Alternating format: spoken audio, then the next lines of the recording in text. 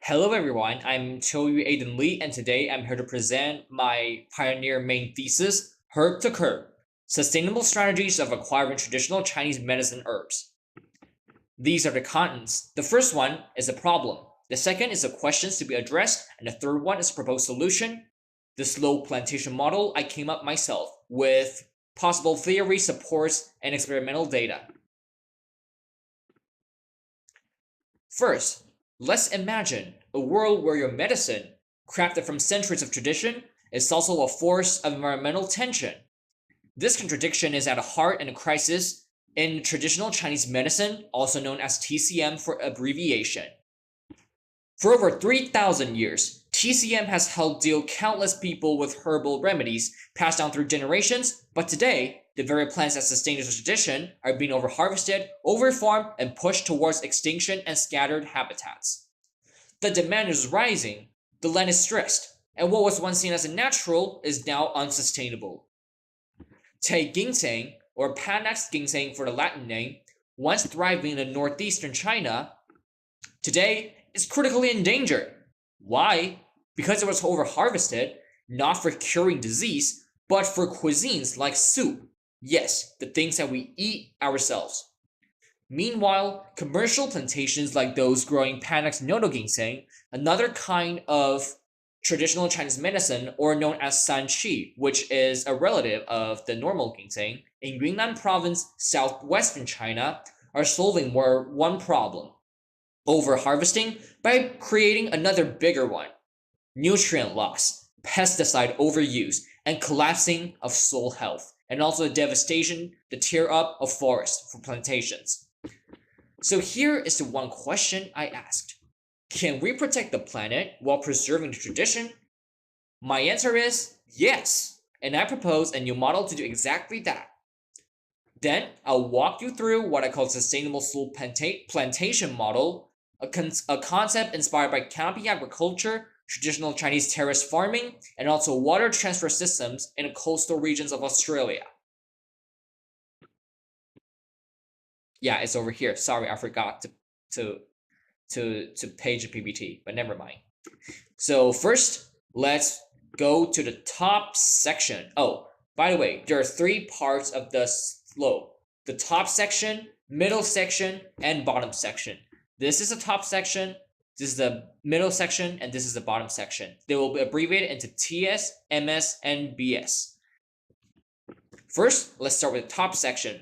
I will call it the anchor. The top section, or TS, is dry, high in altitude, and vulnerable to erosion. So we choose plants that are hardy and strategic. Here, we have Scrotallaria bicalinensis, or Chinese skullcap, which is this beautiful plant with beautiful purple flowers. It has deep, thick roots that act like anchors, holding the topsoil in place. Surrounding it is another plant called Atrasalotes marcocephala, or Baiju, a more fragile plant, but one that thrives under the protection of skullcap. Together, they prevent runoff, conserve the soil, and provide a starting point for the entire slope ecosystem. These two plants are not only medicinal, they are ecological engineers. And second, I would like to talk about the border systems first. This is very important, and also to correspond with the order that I presented it in the main thesis paper. The border system is actually the most innovative part of the whole model. Between each section of the slope is what I call it the border system, a line of defense against environmental damage. It has two parts. The first part is the pebble strand, over here the gray ones I indicated with the mouse. They are pervious surfaces that let excess water filter underground, forming aquifers. This reduces surface flooding and prevents topsoil from being washed away. And the second part of the border system are the buffer plants, such as Plantago asiatica, or mainly known as the giant plantain grass. These are not only economically valuable because they can be eaten, but environmentally essential. They absorb nutrient-rich runoff and stabilize the soil, and to prevent eutrophication, we have semi-permeable membranes that allow water through but block nutrient molecules. It might be a little bit hard to understand just by words, so I will demonstrate it. Imagine that if you put fertilizer on the top section and then just a rain, The rain will send up the runoff of the fertilizer down all the way through the slope if there is no border system. As time goes, the water at the bottom will be full of runoff fertilizers, which is eutrophication and is not really good. So in this case, on a border system, we will add a semi-permeable membrane over here. When a runoff goes all the way down, it will let the water pass through, but not nutrients. Nutrients will be whole over here, approximately over here. And above here, it is the plantain grass. So that is why we use the buffer plants. I hope you can understand it. This isn't just good farming, it is a micro-scale environmental engineering. And then let's move to the middle section. The middle section, MS, is where we get the most yield. With decent and balanced sunlight, it supports a diverse range of herbs. I choose two contrasting but complementary plants. The first one is Cotinopsis pilosula, or also known as dangshen. Dangshen, which is a plant over here with a beautiful flower. And the second plant is Salvia miltioriza, or danshen. Note that they have very similar names, dangshen, danshen, but they're very different. Well, dangshen have deep roots and love sunlight and dry climate. However, danshen completely the opposite. They have shallow roots and prefer water. Planted in an intercrop pattern, they don't compete for resources and offer resilience to climate extremes. If a drought hits, dangshen will survive. If a flood comes, danshen will take the lead. Together, they reduce the risk of total crop failure. This middle section is an economic backbone of the slope, but it's built on ecological logic. The final part is the bottom section, the recovery zone, and also the most intricate area. At the foot of the slope, where all water flows converge. Like in a graph, this is not a good graph, I'll use this one. As you can see, when the waters all run down or precipitation directly hits, it goes to an aquifer and finally they converge at the bottom to form a little swamp or wetland. Well, here are a lot of problems for watery environments, for example, eutrophication mentioned before, pests, disease, but we have planned for that too. Here, we plant the Alisma orientale, or Zexie, a wetland species with strong nutrient absorption and fast-growing stolons that reduce surface erosion. The bushes of Zexie even provide habitat for amphibians and birds, boosting local biodiversity, and also, amphibians and birds can be special weapons towards pests such as mosquitoes and flies. To prevent algal blooms and pests, we propose adding standing plants like mint and implementing strict oversight. For example, regular inspections, limits on fertilizer use, and partnerships with local governments and to prevent pollution.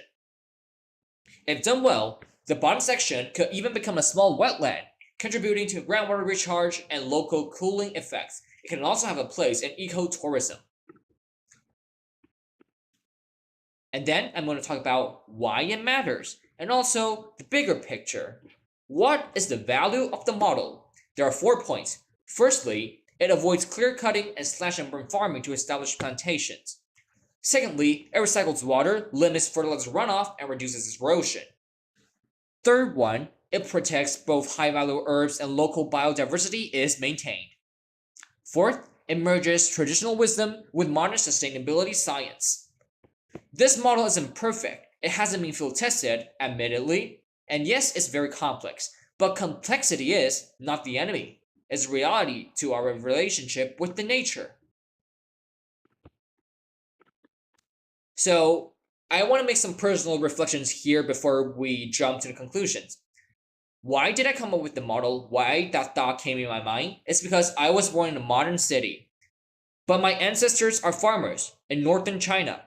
They knew the land. They respected it. My grandfather is even a traditional Chinese medicine doctor.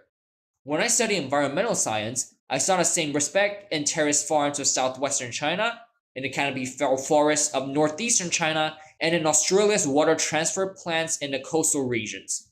And that is when I realized our future solutions don't need to abandon the tradition, they need to redesign it.